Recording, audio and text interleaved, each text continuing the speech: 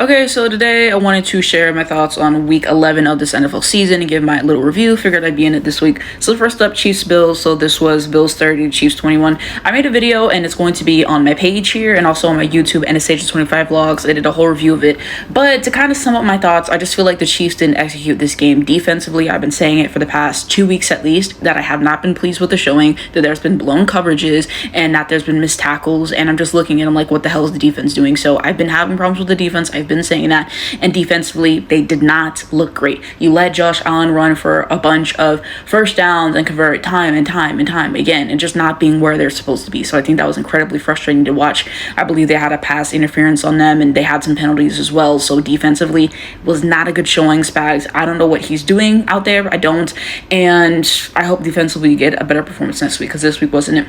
Offensively, they couldn't really execute either, and I'm so tired of all these trick plays. They basically never work, and then they had this catch that Xavier Worthy did, and then he was out of bounds, so that didn't count and stuff. Patrick threw an interception on the first drive, which wasn't good, because the past 2 weeks he's been good about not, having plays like that, and so another interception, I was like, really? He had an interception to end the game, and the Bills just did a good job on getting a lot of pressure on him, on getting sacks and all that stuff, and offensive tackles and offensive line not looking great. So in the draft, as far as I'm concerned, they need to get a new offensive tackle or to spend a lot of this offseason developing Kingsley, because it's his first year and everything. But I don't know, something has to change in terms of that, because Patrick can't really make the plays he needs to if he keeps getting pressured and all that stuff as well. So they have to execute there. But I just felt like overall it was a sloppy game for the Chiefs. It's not something that I'm used to seeing from them. Normally they are really good about not making a whole lot of mistakes and playing pretty well and executing down the stretch.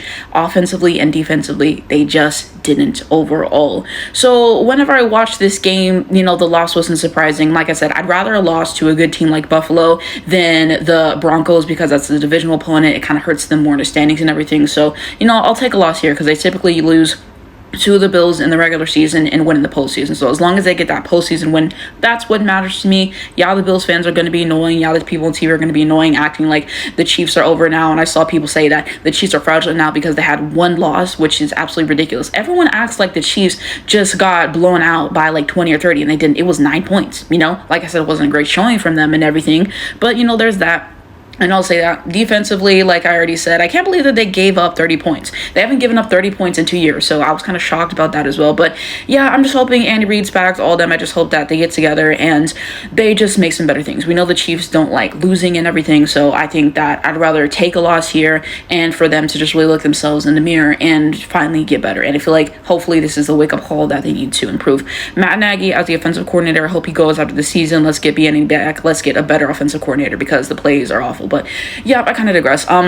In terms of the Buffalo side, I thought Josh Allen played a really good game. He made some really big time throws, so I definitely have to give credit where credit is due there. And then also, I just felt like he was able to use his legs and get a lot of, clutch moments and stuff like that. And yeah, there were some penalties that weren't called for both sides and everything. Like I always say, you have to execute regardless of the penalties that you get or not. So yeah, that was the game and everything. We'll see what happens this postseason. Sucks to see a Chiefs loss, but I just gotta hope that they learn from it and get better. It was probably the most frustrating game for me to watch this entire year, if I'm just being honest with you. Okay, so that's my thoughts there.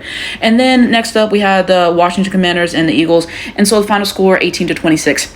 I believe at the beginning, the Eagles didn't really look the best. The Commanders, I think they got a touchdown on them early. The defense actually looked better than I expected. And I think that there was a missed face mask that wasn't called in favor of the Eagles. And I don't know what the deal is with the NFL not calling face masks this season. They've been plenty of them and just stuff like that. There's some penalties that could have gone the Eagles' way, but, they didn't call them. It is what it is. And then, the game was pretty boring for like the first half. The second half, the Eagles turned it on and they got better. Saquon Barkley, player of the game. I believe that he had 2 touchdowns and everything. And so, yeah, they were just able to execute offensively, defensively. They got it done. I believe they got an interception, able to get that pressure and everything. And so, yeah, the Eagles, love the Eagles, my favorite team in the NFC. So I'm pleased to see them win yet again.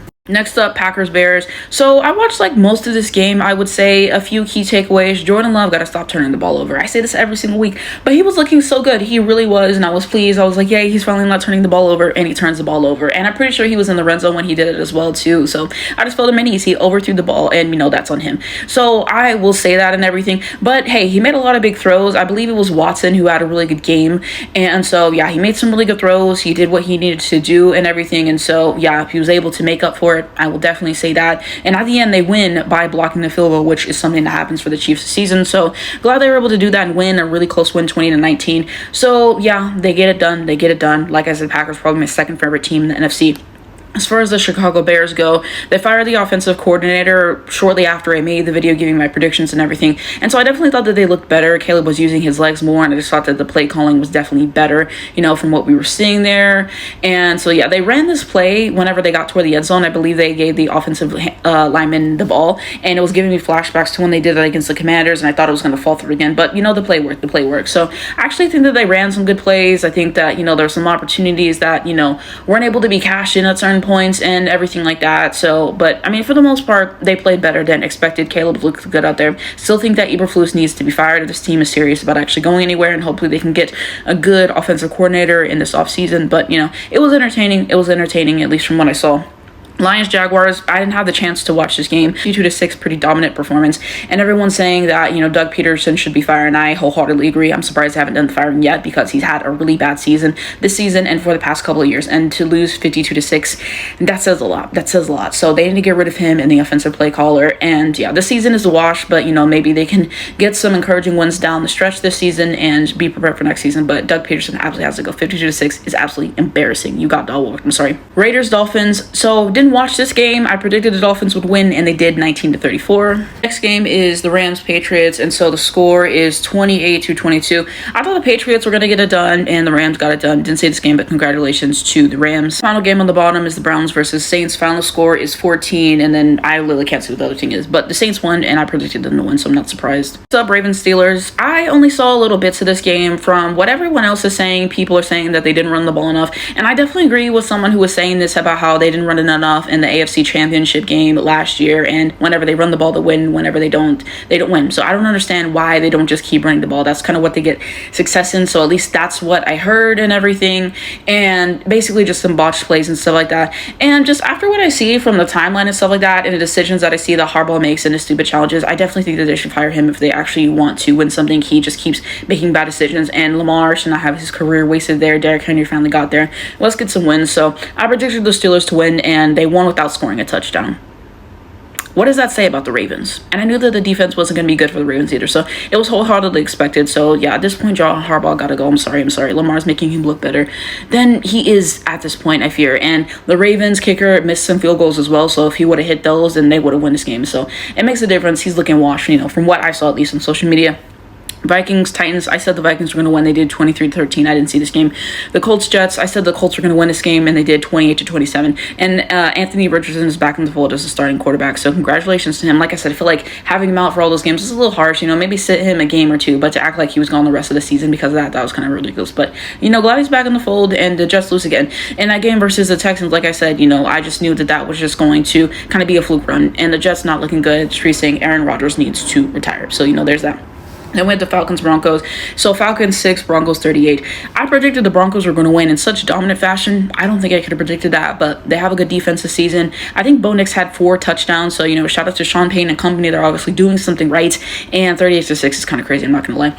And then we had the Seahawks versus the 49ers. And so it was 20-17. I thought the 49ers were going to win this game, and they didn't. And I think that Kittle was out. I think they had some injuries, and that certainly doesn't help them. And Street saying Kyle Shanahan just isn't calling good plays. And whenever I saw that tweet saying that Brock Purdy doesn't get to change the plays at the line of scrimmage, I thought that was kind of dumb, and him talking about how the productions are built in. Kyle Shanahan, I don't think he'll ever win a Super Bowl. I'm sorry. He has won multiple leads. I think it's kind of cooked. I think the 49ers are cooked. I don't think that they're a good playoff team. Last year was their only opportunity, and especially with Brock Purdy having to get paid next year, I just don't foresee them continuing to have a successful season. But, you know, hey, that's me. Seahawks were able to get it done, and so, yeah, I really thought the 49ers were going to win this game. Okay, so Bengals Chargers Sunday Night Football, and so in the beginning, the Bengals weren't really able to get that much done. I believe the Chargers had like a 20-point lead on them or something like that, and the Bengals completely caught all the way up, so it was looking good, but of course they didn't execute, which has basically been a story all season. Despite, you know, Joe Burrow, Jamar Chase doing their thing, T. Higgins had a really nice touchdown as well, but defensively, they just never execute, and that's always a story with this team, and that's what I say every single week. Cam Taylor-Britt is trash. I will keep saying that. Stop trying to convince me he's good. He is washed. The defense is just so bad. It's laughable. Zach Taylor Taylor is such an awful head coach. I say this every single week. And to fight so hard and to consistently lose, I know they have to be frustrated. Their kicker is washed. I'm so sorry. Missed multiple field goals, and that definitely could help them down the stretch as well. So yeah, I always say this, but Joe Burrow, Jamar Chase, T. Higgins, no shade, they gotta get out of there. I'm so sorry. Cannot waste an entire career there, and the front office is just not serious about anything. The Chargers were able to come through down the stretch and get that win. And like I said, the coaching makes the difference. Overall, they just have better environments. So, I expected the Chargers to win. I was not, shocked by that at all. Texans, Cowboys, Texans 34-10. So I'm so tired of hearing this narrative that CJ Stroud has regressed. I really don't think so. I still think that he's a good player when your offensive line sucks. And whenever they're not, doing what they need to do to where you can make plays, and when you're getting sacked and when you're getting pressured. I mean, what do you expect the guy to do? He made a lot of really good plays tonight, I felt like. And I thought that the defense looked really good, and they were able to have that pick six as well. I believe they had an interception. They were able to get that pressure. So I think the defense looked really good as well. I think Nico Collins back helped. Mixon had a really good game as well. So yeah, the Texans, I really don't know where I would place them in the AFC picture. I feel like they look better toward the beginning of the season. The injuries have kind of caught up with them as well. The play calling, why are you punting on 4th and 1? Why wouldn't you go for it on 4th down? That doesn't make any sense to me at all. 4th and 1 and you're not going for it? I don't understand that. So I just think it's decisions like that. And yeah, they looked good tonight. Obviously, they executed, but when you're going against a bad team, I can only give so much credit. Like when I go up against some really good teams down the season and in the playoffs, I don't know if I like what I'm seeing. I don't know where I'd place them in the AFC picture and everything. In the beginning of the season, people were saying AFC championship game. I don't think I'm saying that now. I think it's going to be Bills versus Chiefs at this point, but I could be wrong, but just the way that they've been decimated with the injuries and bad play calling decisions and stuff, that's kind of how I'm feeling. But that's going to be my review of week 11 of the NFL season. Let me know what you guys think down below. Like, who did you guys have on fantasy? Who showed up for you? Who didn't? Travis Kelce on the fantasy teams, it didn't work out. Chiefs play calling and the way that the defense covered him up, wasn't able to have a whole lot of action in the game. So on fantasy, it didn't work out for me. And I lost most of my fantasy matchups this week. Hopefully we'll be back next week. And let me know what your favorite game to watch was this week and why, and all those things, and just kind of overall thoughts on like what your favorite team is doing. Where do you see the standings for the AFC, the NFC, all that stuff? Who do you think is going to lock up that number 1 seed for both? I think the Chiefs still have a really good chance to get it. They lost one game, which was unfortunate, but Buffalo has an extra loss on their hands, and I feel like they'll probably lose to the Lions later this season, maybe lose another game. So I think the Chiefs are poised to still get that number 1 seed in the AFC. And the NFC, I think the Lions got it locked up for the moment because they only have 1 loss, unless they suffer like 2 more losses, because I think the Eagles have 3 losses. So I think that they'll probably get it. AFC championship game at this point, I think it's going to be Chiefs versus Bills. NFC championship game, I think it's going to be the Lions versus the Eagles. But let me know what you guys think down below on my thoughts. If you enjoy this video, you can like it, you can comment on it, you can follow me on TikTok, or you can subscribe to the channel. And yeah, let's just continue that conversation. All my NFL videos will be linked down below in the description at the end page, and you guys can check those out as well.